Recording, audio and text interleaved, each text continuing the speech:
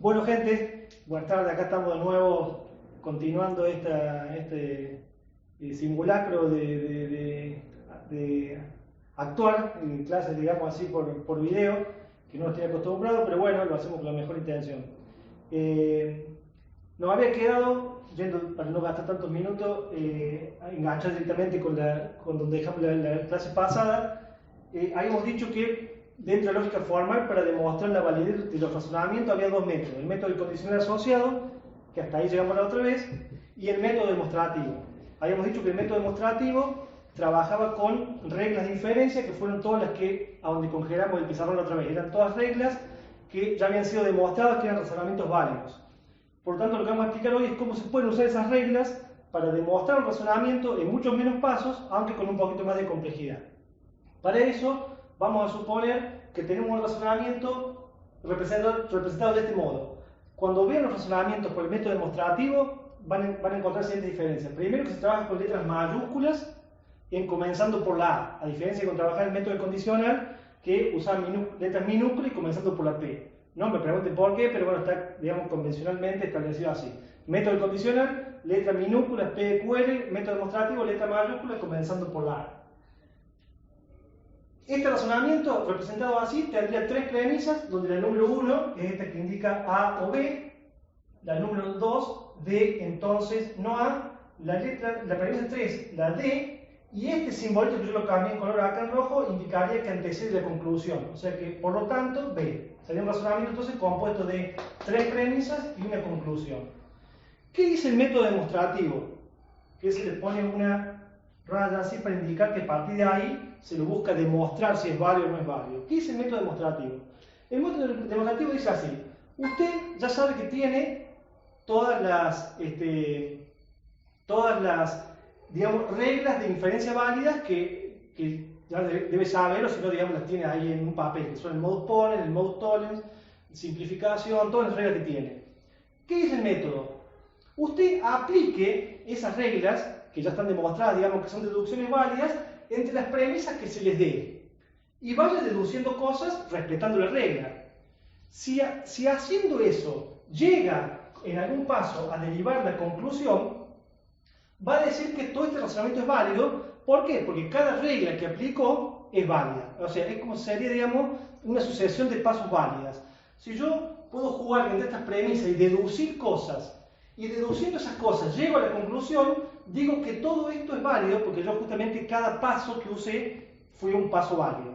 Veamos, por ejemplo, tenemos, digamos, estas tres premisas, pero veamos puntualmente entre la 2 y la 3. Voy a recordar acá al lado lo que es la regla del modus ponens para que se vea.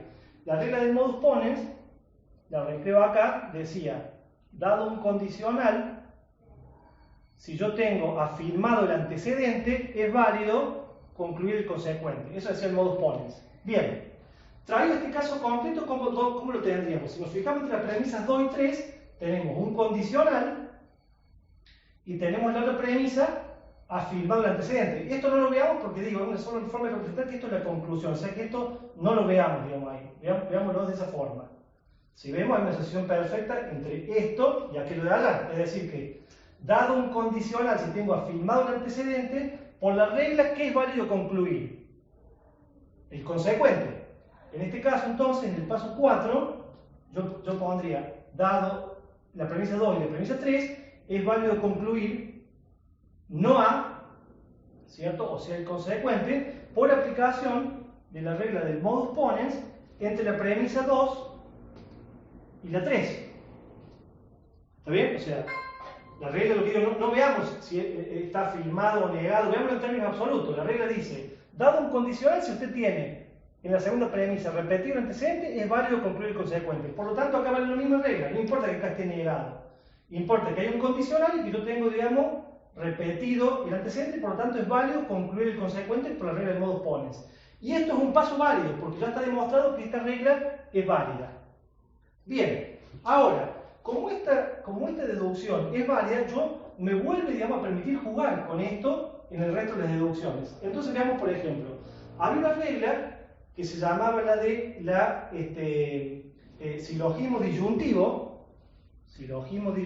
que decía así: dada una cosa o la otra, si una de de esas no es, entonces es la otra. Y habíamos dicho que está demostrado que era válido. Una cosa o la otra, si una no es, entonces es la otra. Porque yo digo, como primera premisa, que una de las dos se da. Bien, veamos entonces. Tenemos la premisa 1, una disyunción que está entre A o B.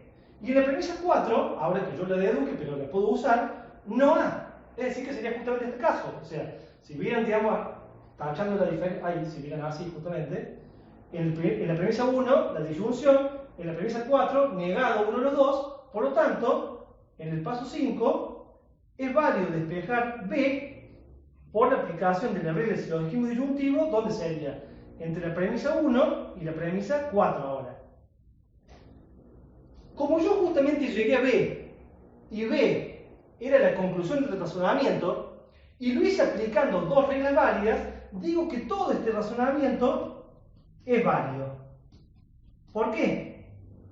Porque lo demostré justamente aplicando dos reglas de inferencia jugando entre las premisas del razonamiento. Es bastante más complicado este método que el otro. ¿Por qué? Porque el otro, digamos, si bien implica hacer toda la tabla de verdad, después mecánico, y según el resultado de la tabla, decía que si era tautología era válido, en cambio si no era tautología era no válido. En cambio en este caso implica, digamos, poner la creatividad en juego. Lo que tiene ventaja es que, como verán, acá si nosotros le hubiéramos hecho la tabla de verdad, hubiéramos tenido 1, 2, 3 letras, o sea, P, Q y R, hubiéramos tenido 8 filas, un montón de veces que cruzarlas. En cambio, con el método demostrativo, en 2 simples pasos, demostramos de que era válido. O sea, son dos caminos distintos de llegar al mismo objetivo que demostrar validez de un razonamiento, nada más que acá se trabaja con reglas de inferencia y el otro se trabaja con tablas de verdad. Vamos a ver un ejercicio más, vamos a ver uno más, para que vean cómo lo hago, pero siempre lo mismo va a ser que yo voy a intentar, aplicando reglas de inferencia que ustedes las van a tener sobre el escritorio, ¿cierto? Pero si no las tendrían que tener en la cabeza, o sea, si rindieran las tendrían que ya saber las reglas, pero van a tener la ventaja de que las tienen. Entonces, aplicando esas reglas, jugar con las premisas a ver si llegan a la conclusión. Si llegan, como llegamos acá, aplicando reglas, decimos que este razonamiento es válido, porque cada paso que yo di fue una deducción válida. Vamos a ver otro caso. Borramos entonces.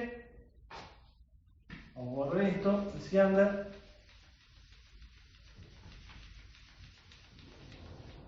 A ver si tenemos otro casito. Me puse rápido a elegir algunos simples, porque la verdad si no se pueden complicar, como vieron como es en matemáticas, te van dando las ecuaciones más simples y después te toman las más difíciles. Pero vamos a hacer uno simple, que no sé si les irán a evaluar esto o no, pero me importa que lo aprendan. Supongamos este razonamiento,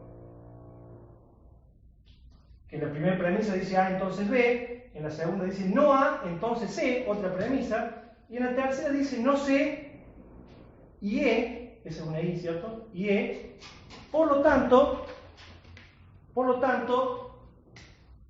concluye B. Veamos este razonamiento. ¿Será válido o no será válido? Es un razonamiento compuesto de 3 premisas y como conclusión tenemos solamente de nuevo a B.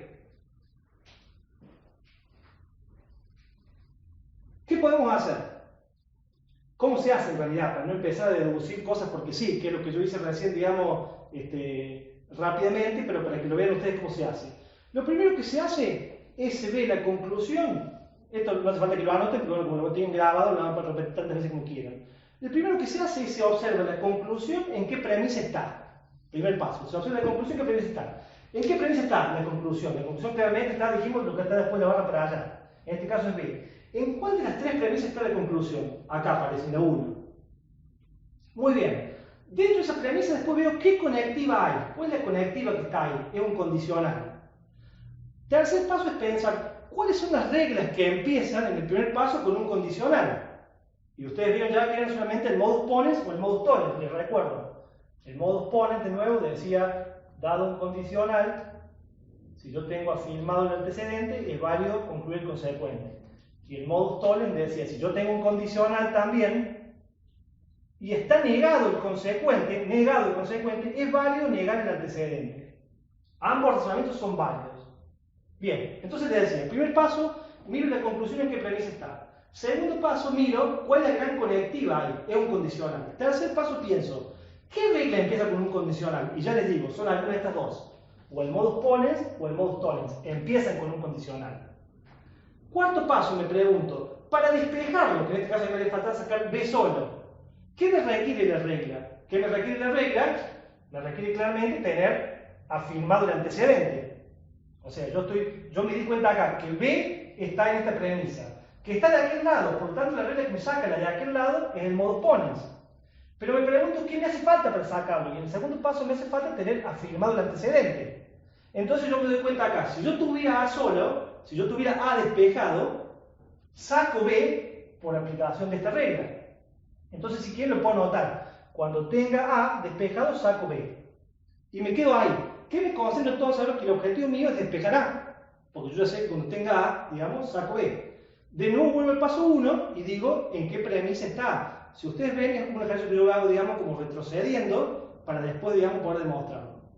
Yo ya sé que cuando tenga A, saco B. Entonces me pongo a fijar de nuevo ahora en qué premisa está A. ¿En qué premisa está A? Que no haya usado ya, está claramente en la segunda. De nuevo me fijo, ¿cuál es la gran conectiva que hay en esa premisa? Un condicional. Pienso, de los dos condicionales que hay, ¿cuál es la que me permite sacar la de este lado, como está ahora? Porque va a salir de este lado. Justamente el modus tollens saca la de este lado. ¿Y cómo sale? Cambiado de signo, como vean. Es decir, que yo miro esto y digo, yo tengo un condicional que si yo acá pudiera aplicar el modus tollens, lo saco cambiado de signo, hago como me hace falta. ¿Pero qué me requiere la regla? Me requiere tener el consecuente negado. Me requiere tener esto para poder sacar A cambio de signo. Entonces, en este caso miro acá. Me haría falta tener no sé. Si yo tuviera no sé, sacaría A cambio de signo. Entonces ya sé, recuerdo que si tengo A, saco B. Y si tengo A no sé, saco A. Entonces vuelvo al paso de fijarme dónde tengo no sé, en alguna premisa. Miro justamente y en la tercera premisa tengo no sé. Me pregunto, ahora, ¿yo puedo acá sacar a no sé sola? No, porque no sé está dentro de una gran conectiva que es la I. Pero había una regla que decía, que justamente la simplificación, que decía, si usted tiene dos cosas que son verdaderas, es válida concluir cualquiera de las dos, porque justamente las dos son verdaderas. Por lo tanto, pienso que si esto está unido acá por la I, la regla que tengo que aplicar justamente era esta, que era la de la simplificación. Entonces, ¿qué hago ahora? Es como que, una vez que lo razoné, digamos, hago los pasos de atrás para adelante. En el paso cuarto, yo me di cuenta que necesitaba a no sé. Entonces saco no sé por la aplicación de la regla de simplificación en la premisa 3. ¿Para qué saqué no sé? Porque yo me había dado cuenta que ahora tengo un condicional que dice no A, entonces C. Y tengo no sé. Por lo tanto, en el paso quinto, saco, por la explicación de esta regla, yo tengo un condicional y tengo negado el consecuente, saco el contrario a no A, ¿verdad? Sale cambio de signo. No miren, como les digo, acá está positivo, negativo y acá está al revés, porque esto es en términos absolutos, es lógica, digamos. Es lo contrario, digamos, no positivo o negativo. Por lo tanto, si tengo negado una cosa y entonces C y tengo negado el consecuente, sacaría no A, que es lo mismo, por supuesto, que sacar A. ¿Por qué saco A? Por la aplicación de la regla del modus tollens, como me di cuenta ya, entre la premisa 2 y la premisa 4. ¿Y para qué quería sacar A? Porque yo me había dado cuenta justamente que puedo aplicar entre la premisa 1 y esta hora de la A entonces B, y tengo A, saco B por la aplicación del modus ponens entre la 1 y la 5. ¿Cómo? Justamente yo llegué a B. Y B era la conclusión. Yo digo que este razonamiento es válido porque los tres pasos que di implican aplicar reglas de inferencia válida. Yo sé que a esta altura, porque desconozco la carga cuando se los veo, digamos, en clase, están desesperados, digamos, y no saben, digamos, cómo podrían hacerlo. A mí lo que me interesa es que ustedes lo entiendan, porque si ustedes están empezando en el examen, ¿de qué se va a tratar el examen? Sobre todo en este contexto, digamos, de distancia. Que si ustedes ven un razonamiento, lo formalicen y automáticamente identifican que es una regla de inferencia válida, le ponen un razonamiento válido porque adopta la regla del modus ponens, o silogismo hipotético o disyuntivo. Si tienen que aplicar algún paso para demostrarlo, seguramente va a ser un paso muy simple para que lo vean, digamos, muy sencillo. Y si no, en el peor caso, le queda, digamos, el método de la tabla de verdad de desarrollarlo, digamos, con todas las conectivas y llegar al mismo resultado. Pero, bueno, el objetivo era dárselos, digamos, de alguna forma dárselos y que lo entendieran. Ventajas y desventajas de uno y el otro, como les digo. Con el método condicional asociado, en mecánico llegan a un resultado. Te da tautología, decís una cosa, no te da tautología, decís lo otro. Con el método demostrativo, ¿qué te puede pasar? Te puede pasar que vos renegás y decís no es válido, y no es que no sea válido, sino que vos no lo pudiste demostrar que era válido. ¿Se entiende? O sea, te da un poquito más de inseguridad. Pero esto es lógica pura de nuevo. Y lo importante de esto es entender y conocer las reglas de inferencia válida. Me quedé pensando otros días, para cerrar esta parte de la lógica formal, y borro esto porque vamos a pasar a otro tema. Me quedé pensando otro día que les dije que esto no era de mucha utilidad en nuestro futuro quehacer profesional, y no es cierto. La verdad me rectifico en eso, porque les decía que aplicamos mal la lógica informal, que es cierto, pero también tiene utilidad. ¿Cuál sería la utilidad?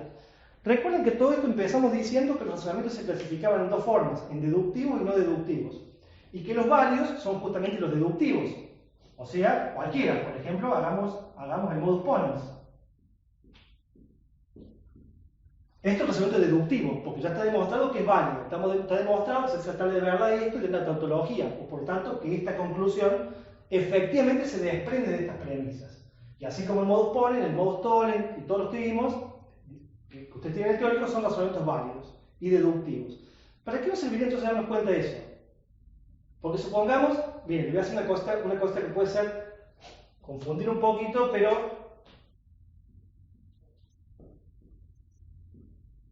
supongamos que yo hiciera ese razonamiento,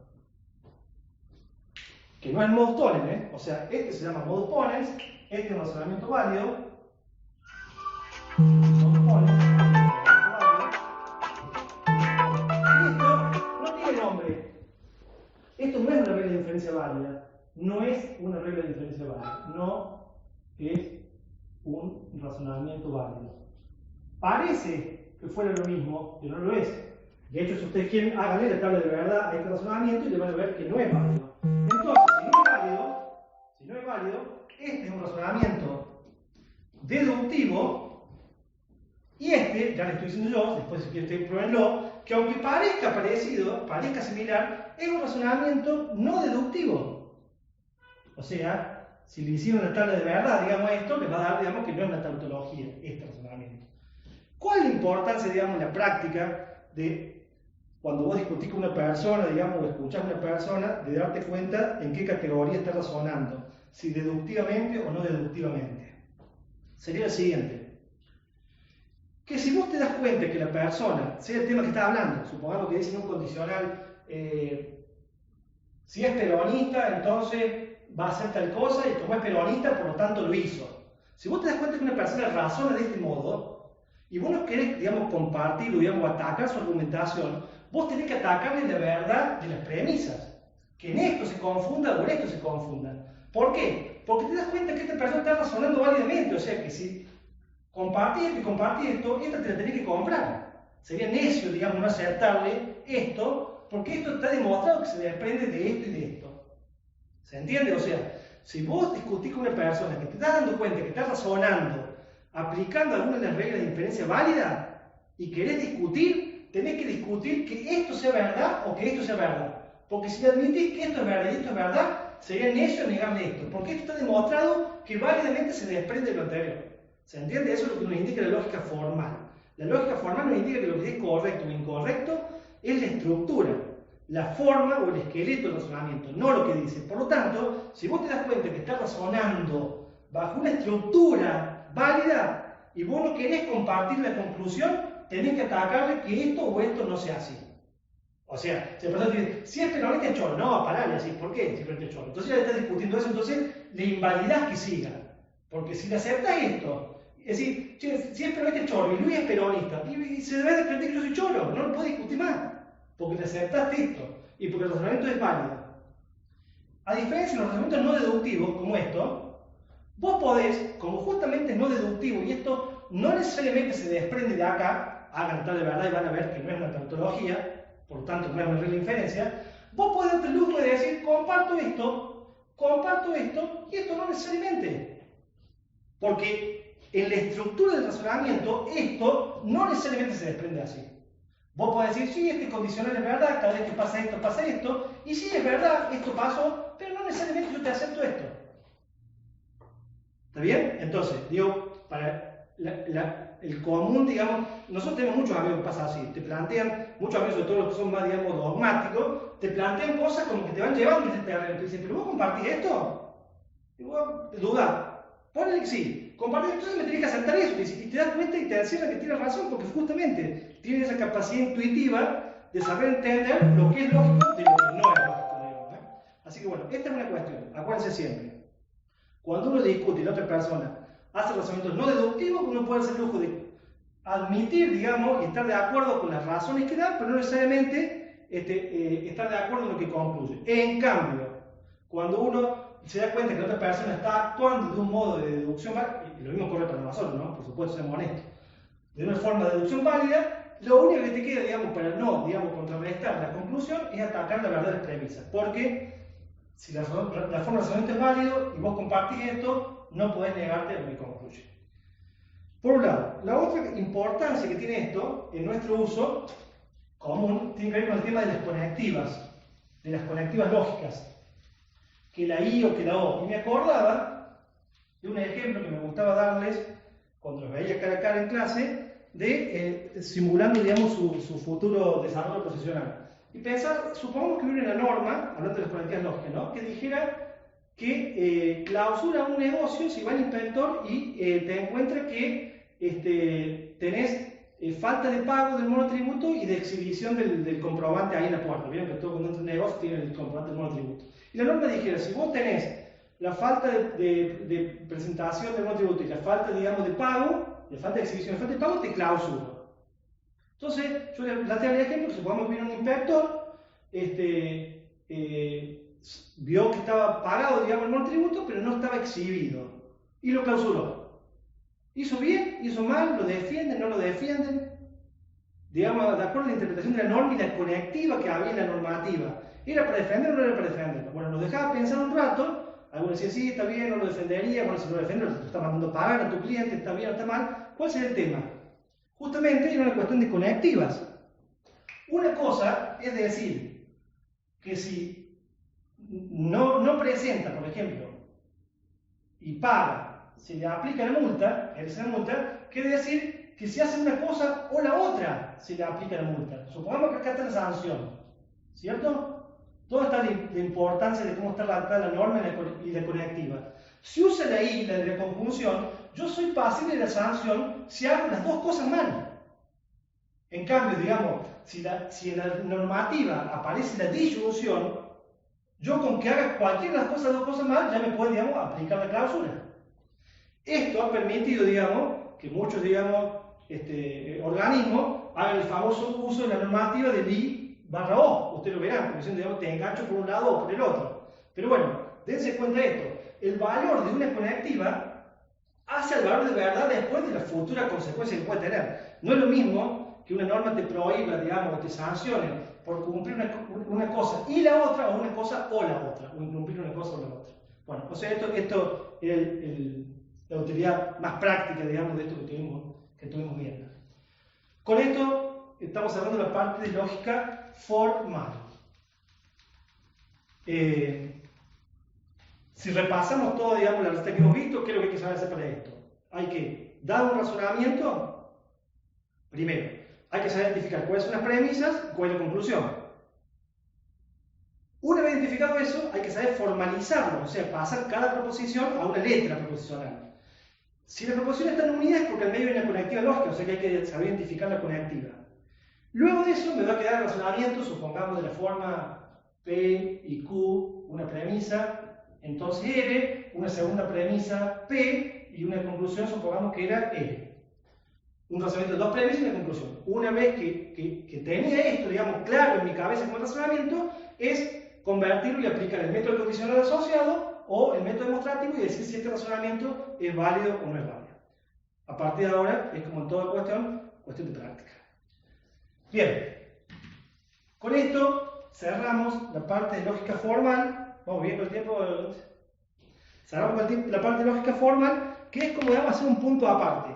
La lógica informal, como decía, que es más, digamos, de uso de las ciencias sociales, la lógica informal No me voy a detener, digamos, en todo lo que es el teórico, porque es largo y la primera parte me parece que es accesible y es cómoda. Me parece lo más útil invertir este tiempo, digamos, este video, en hablar de lo que es el esquema de Toulmin, el esquema del profesor Toulmin. Toulmin fue un profesor que anda por la década del 60 en Estados Unidos, estudió cuál es la forma de argumentar que tenemos las personas. Acá, por eso les dije al principio, ¿no? Por ahí, por ir rápido, saltó cosas importantes. Ahora cambia la terminología, digamos. Antes hablamos, en la lógica formal se habla de premisas y conclusión. En la lógica informal se habla de razones y afirmación. En la lógica formal se habla de razonamiento y en la lógica informal se habla de argumentos. Usted me va a decir, profe, lo mismo, sí, lo mismo, pero la categoría, digamos, se denomina de ese modo. Toulmin lo que hizo fue como descubrir, digamos, cuál es la forma habitual en la que razonamos o argumentamos las personas. Cada vez, digamos, que nos sentamos a una mesa, digamos, o presentamos un problema, o nos entreveramos con alguien, digamos, en alguna discusión.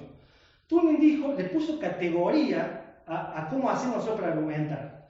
Entonces dijo Toulmin, el esquema que se lo puso Toulmin sería más o menos así. A ver. Toulmin dice, detrás de toda afirmación, uno da razones, lógico. Uno tiene razones por las cuales afirma algo. Pero entre esas razones y esa afirmación, vamos a ponerlo acá. Uno siempre, implícita o implícitamente, tiene una garantía de razonamiento. Ejerce una garantía de que es. Y encima de la garantía, uno hace uso, digamos, de lo que Toulmin dijo, un respaldo. O sea, uno siempre se termina apoyando en algo. Acá me desordené un poco el cuadro, pero me que se entiende. La otra categoría que hay es que uno, a veces, digamos, cuando sostiene una posición, también, digamos, le deja librada que ocurran cosas que lo hagan cambiar de opinión, por lo tanto, suele hacer uso de salvedades. Y la última categoría sería que la afirmación tiene modalidades. O sea, hay distintas modalidades de afirmar algo. Yo puedo decir, digamos, modalidad. Siempre pienso lo mismo, generalmente esto va a ser así, muy probablemente esto sea así. Bueno, esto es lo que dijo Toulmin. Pero antes que esto, digamos, me quiero tener en otra cosa importante que dijo Toulmin, porque me parece muy práctica, por lo menos yo cuando la estudié en su momento, me pareció, puede ser una pavada, pero me pareció muy práctica, digamos, para su vida incorporarla. Toulmin dijo lo siguiente: muchas discusiones se producen porque hay tres grandes cosas que se discuten en la vida, pero la gente las discute en forma desordenada. O sea, Toulmin dijo, si pudiéramos hacer una canasta de qué cosas discute la gente en la vida, uno podría decir que se discuten o hechos, o denominaciones que se le ponen a los hechos, o valores. Hechos, algo sucedió o no sucedió. Denominaciones, ¿qué fue esto? ¿Qué nombre le ponemos a esto? O valoraciones, ¿estuvo bien o estuvo mal? Y yo me acuerdo siempre que un ejemplo de un caso real acá en Río Cuarto, que se lo voy a contar, digamos, para que vean, digamos, cómo es de correcto esto que dijo Toulmin. Hubo un caso en Río Cuarto, ustedes me parece que por edad no deberían haber existido, de una mujer que allá por el barrio Alberdi, de Río Cuarto, que le entraron a robar, y un ataque, digamos, de desesperación, agarró el auto, los persiguió, digamos, a los chicos en bicicleta, lo atropelló y lo mató. Y fue, imagínense, todo un revuelo, digamos, de discusión comunitaria, porque, bueno, que cansada la mujer, que la injusticia, que esto es chorito, que no tenés derecho a matarla, ¿verdad?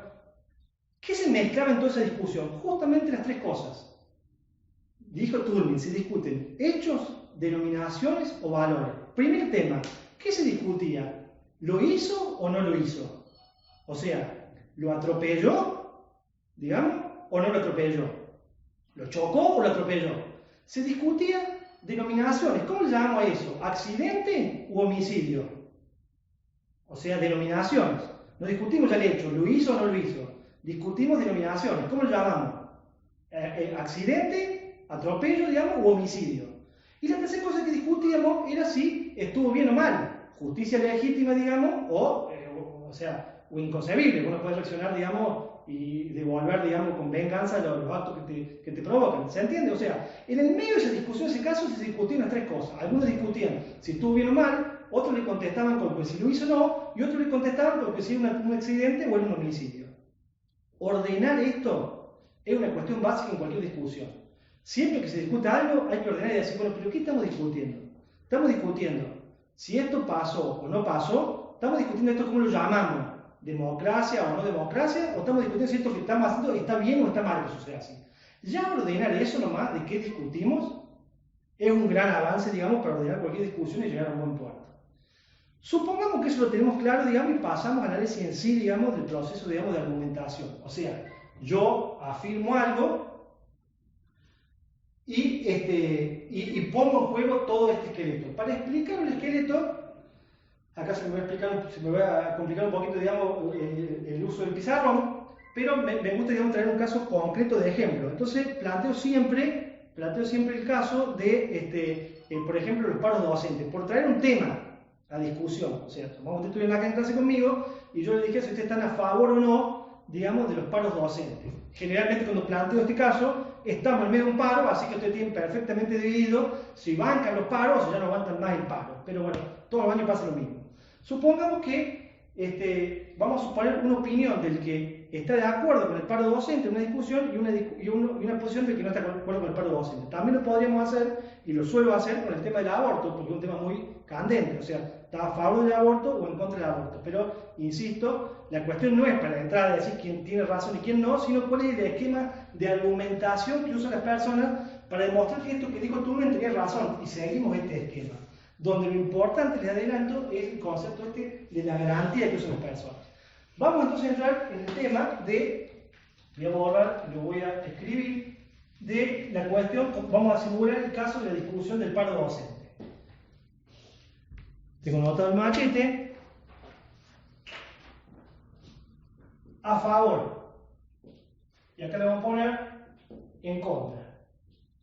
Lo que opinan, normalmente que escucho en el aula, sobre el tema de cuando los docentes hacemos paro. Y todo lo bien, ¿no? Nos damos clases, nos tomamos exámenes, se quedan menos días, se achica el recuperatorio y todo eso. Bueno, generalmente el que se escucha decir acá a favor de que los docentes ganan poco, se escucha decir que no los escuchan, los reclamos, no los escuchan, o sea, no les atienden los reclamos, que todos los años pasa lo mismo, todos los años lo mismo, todos los años lo mismo, y se escucha también que es un derecho que tienen, ¿cierto? El derecho de hacer paro. ¿Qué escucho decir a los que están en contra? Cuando escucho, digamos, ¿estás en favor del paro? No, estoy en contra. ¿Por qué? Decime. Bueno, dicen, porque afecta a los estudiantes. Afecta a los estudiantes. Porque después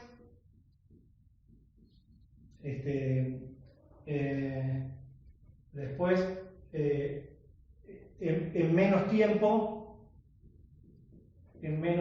yo les pregunto ahí por qué nos afecta, ¿no? Dicen, ¿por qué? Porque después en menos tiempo nos dan todo, porque no hay consultas,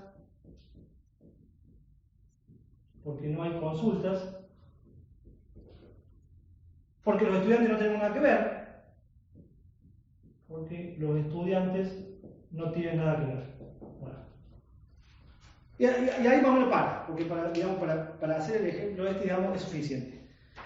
Turning dijo, en ese esquema, digamos, está claro, digamos, que la afirmación sería estoy a favor del paro o estoy en contra del paro. Ahí está, digamos, planteada la discusión. Y este sería el esquema de argumentación. Lo que vamos a descubrir es qué categoría tiene cada uno, qué es razones, qué es una garantía y qué es un respaldo. Y vamos a entender por qué justamente muchas veces no se producen las discusiones. Turning dijo, las razones son todas las cosas que nosotros mencionamos que tienen contenido empírico. O sea, que se pueden demostrar si es así o no es así. No es tu idea, tu verso, digamos. O sea, puedo decir,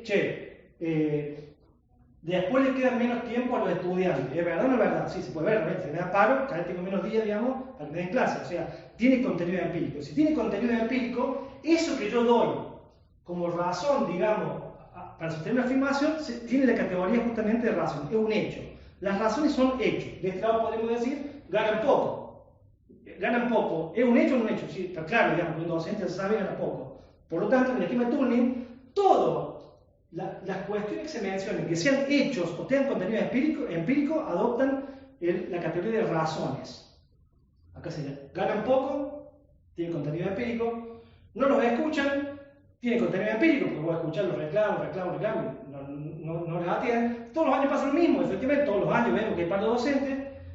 Es un derecho, dice esto. Paremos ahí. Un derecho, digamos, no tiene contenido empírico, ya es un derecho, es otra cosa. Entonces acá serían 1, 2, 3 razones a favor, digamos, de esta afirmación. Veamos al otro lado. Afecta a los estudiantes, efectivamente, es una razón, los afecta a los estudiantes, tiene contenido empírico. Después de menos tiempo le dan todo, efectivamente, se puede demostrar que eso es cierto. No tienen consulta, también es cierto, digamos. Y porque los estudiantes no tienen nada que ver. Ya es otra cosa. Ya, digamos, no es una cuestión de cuestiones empíricas. Si ustedes tienen o no tienen nada que ver. Ya entramos en una cuestión más discutible. Entonces, Turing lo que dijo de importante es que entender cómo razona la gente nos permite descubrir sus garantías intelectuales. Este es el secreto, digamos, del trabajo de Turing. Turing dijo, vos a través de un problema que traten dos personas enfrentadas, podéis conocer mucho más de la persona que lo que está discutiendo. Por ejemplo, Turing, me adelanto, ¿qué dijo que es la garantía, Turing? Vamos a poner en palabras sencillas. Turing dijo que la garantía es como un puente. Eso que a la persona le permite pasar de estos hechos a esta afirmación. Como yo pienso así, esta es mi cabecita, digamos, yo tengo en mi cabeza estas determinadas garantías que me hacen pensar siempre así, yo, dado estos hechos, voy a afirmar esto. ¿Cómo sería en este caso? ¿Cuál sería la garantía de las personas que porque dicen que ganan poco, que no lo escuchan, que todo el año mismo, entonces estoy a favor del paro? La garantía que tendrían presente las personas que piensan así es que sería un enunciado así. Si algo está justificado, si algo, digamos, si está justificado, pues que tome las medidas que sean necesarias. ¿Se entiende? O sea, las personas que piensan así dicen, ¿está justificado? Está justificado, digamos, sí, entonces pues, digamos, que van a tributar con consecuencias. O sea, esa es su forma de pensar. ¿Los hechos son ciertos? Sí. ¿Está justificado? Sí. Que van a tener con consecuencias. Y en esa camada tenemos un grupo de gente. En este otro grupo de gente, que no estamos diciendo quién está bien y quién está mal, estamos entendiendo la gente, entendiendo forma de razonar. ¿Qué nos está llevando a pensar? Dice, esta gente se está poniendo, no está viendo el conflicto, digamos, del docente, está haciendo el conflicto en el tercero inocente, que en este caso es el estudiante. ¿Se entiende? O sea, no está al problema, a ponerse en contra de la posición del paro, lo llevó a posicionarse en la posición, digamos, del tercero afectado que no tiene nada que ver, que en este caso es el estudiante. O sea, ustedes se entienden. No puede ver el docente, digamos, no puede ver el paro. Le hace más fuerza ver, digamos, el que está siendo perjudicado y no tiene nada que ver. No es ni el patrón ni es el empleado, es el estudiante. Entonces, ¿cuál es la garantía, digamos, intelectual del razonamiento de estas personas? No apruebo cualquier medida de fuerza que afecte a terceros inocentes. Fíjense que no tiene nada que ver con el paro ni nada. En la estructura mental de la persona que razona así, nunca va a aprobar una medida de protesta que afecte a un tercero que no tiene que ver con el problema. En cambio, el que piensa así no es ni mejor ni peor. Pero, digamos, no entra en juego ese criterio y simplemente en su análisis dice, bueno, sí, el paro es un problema, pero está justificado, sí, bueno, entonces tiene derecho a hacerlo. ¿Cuál es la importancia de esto? Fíjense, que supongamos que yo le saco ahora el problema del paro docente y me paso a discutir el tema de los cortes de ruta. Que si está bien, digamos, que los productores corten la ruta o no, por el tema de retención o lo que sea. A mí no me importa, digamos, que cambie el tema. Yo sé que las personas que están enrodadas en este criterio, si yo lo estoy identificada, van a decir, no estoy a favor del corte de ruta porque me cortan la ruta a mí, que no tengo nada que ver. Ni tengo campo, ni soy del gobierno. ¿Se entiende? O sea, se cambia el problema, pero su estructura de razonamiento va a seguir siendo la misma porque su garantía, su norma, su modo de pensar, está hecho para, digamos, el sinnúmero de problemas que tengan más o menos que ver. A diferencia, digamos, me estoy riendo porque mi compañero me está diciendo que no necesariamente, puede ser necesariamente.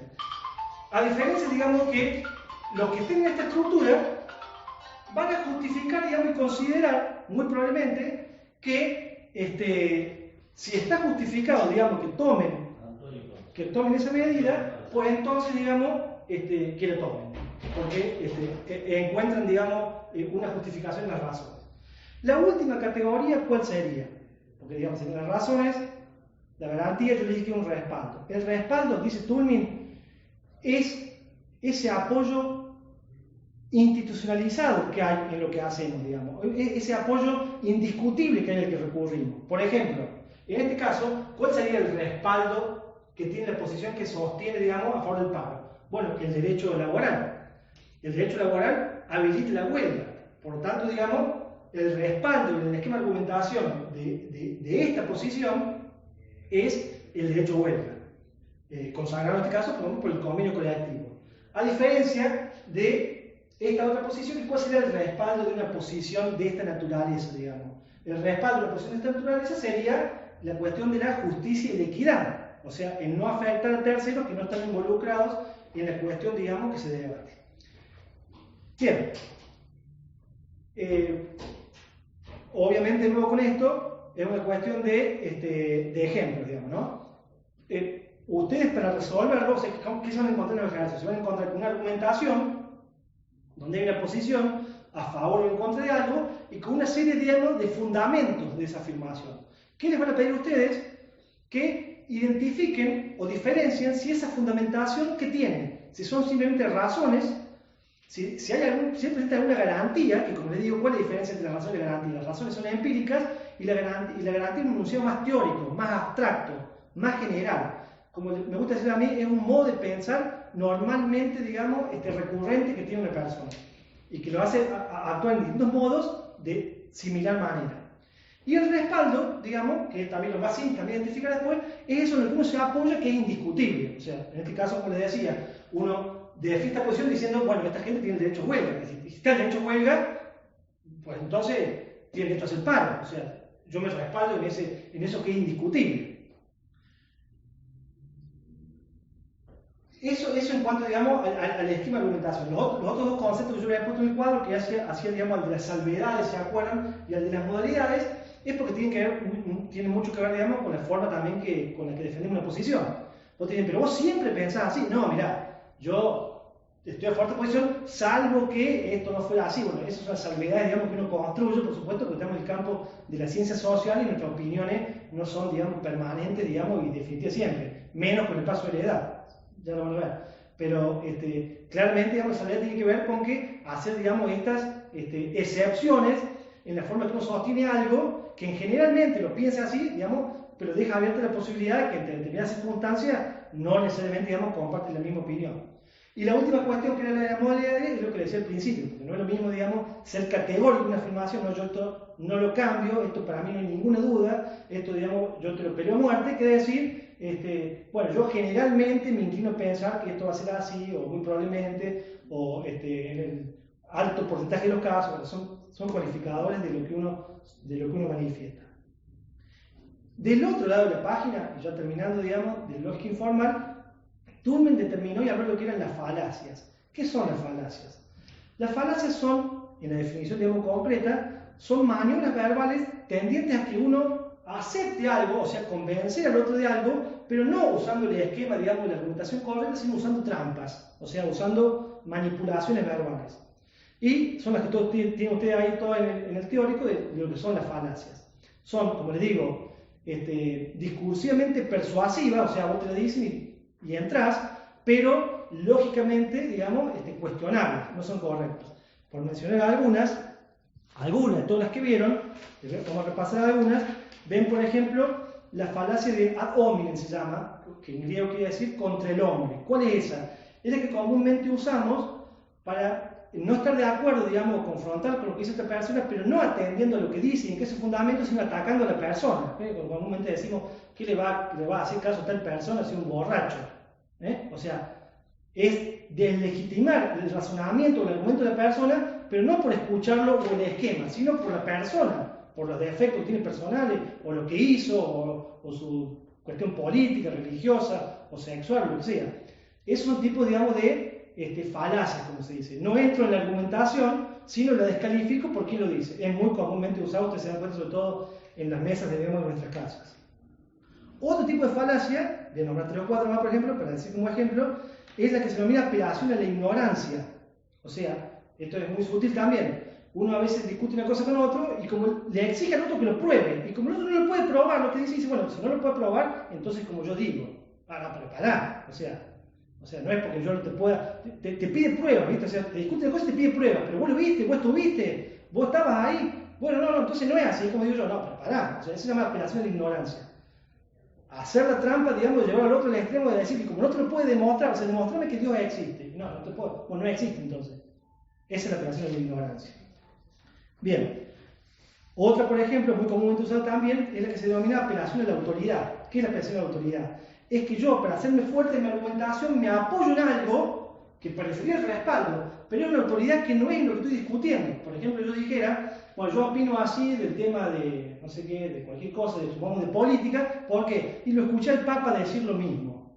O sea, apelación a la autoridad. Yo me apoyo en una institución como el Papa para decir que el que tengo razón soy yo. Prepará. Estamos discutiendo de política y el Papa en todo caso es autoridad en el aspecto religioso. Supongamos, para diferenciar, digamos, las categorías, ¿entiendes? Entonces, es falacia de apelación a la autoridad como cuando yo me respaldo para darle fuerza a lo que yo digo, en una autoridad que no es autoridad en la materia de lo que está discutiendo. Eso es apelación a la autoridad. Y tiene el otro extremo, que se llama la ad populum, que es cuando uno, digamos, busca convencer al otro despertando pasiones en el otro, digamos, o sea, llevándolo al terreno sentimental en lugar, digamos, de la razón o de la lógica. O sea, tocándole sentimientos íntimos o de adhesión o de contra, digamos, a determinadas cosas. Bueno, esas historias que vienen ahí son falacias de la lógica informal. Con esto voy resumiendo y terminando. ¿Qué quiere decir esto? De la lógica informal, ¿qué puede suceder? Un ejercicio. Te dan una argumentación y te dicen, identificar la afirmación, identificar los fundamentos de esa afirmación, poner las categorías lógicas, las categorías que estuvimos viendo, o la falacia. A ver, ¿por qué? ¿Por qué? ¿Es una cosa o la otra? La afirmación va a estar siempre, porque en una argumentación te buscan convencer de algo, te buscan transmitir algo. Está bien esto, está mal esto, pasó esto, no pasó esto, esto se llama así o no se llama así. Y hay una fundamentación detrás. ¿Qué puede ocurrir en esa fundamentación? La fundamentación puede tener razones, garantías y respaldo, algunas sí, otras no, pero es un esquema de argumentación, no tiene que tener todas. Puede tener algunas que lo hace que esté mejor o peor fundamentado el argumento, pero tiene eso o tiene falacia. Si tiene una falacia, yo no tengo que ponerme a identificar la garantía y el respaldo, porque si tiene una falacia hay una trampa. Entonces me tengo que limitar a identificar cuál es la falacia. ¿Se entiende? O sea, yo no puedo dar una argumentación y decir, esta es la razón, esta es la garantía, esta es la falacia. No. La afirmación está siempre. Después, o está bien la argumentación, puede ser discutible o no, pero está bien construida, o hay una falacia. Si hay una falacia, me limito a identificar la falacia consiste en esto. Si no hay una falacia, tengo que decir, está fundamentado en esto, estos son simplemente razones, o acá hay un respaldo claramente, o acá, digamos, hay un enunciado que opera de garantía. Esto sería la lógica informal. El resto está todo en el teórico y está bastante, digamos, comprensible. Para duda o para lo que sea, seguimos por videoconferencia en cualquier momento. Espero que haya salido bien. Disculpen, digamos, la improlijidad y esas cosas. Y gracias.